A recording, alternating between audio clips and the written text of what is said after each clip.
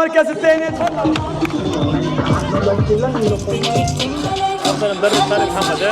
مع افضل حارس بالبطوله حارس مرمى ASA وهيب عبد الله.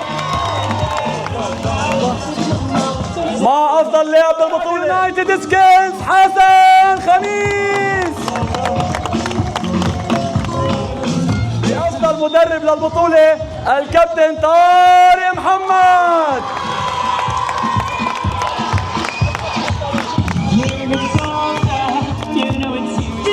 فريق الفائز بالبطولة بدنا نسمع زقفة كبيرة لفريق ASA مواليد 2013 بطل بطولة سبارك تشامبيونز ليج.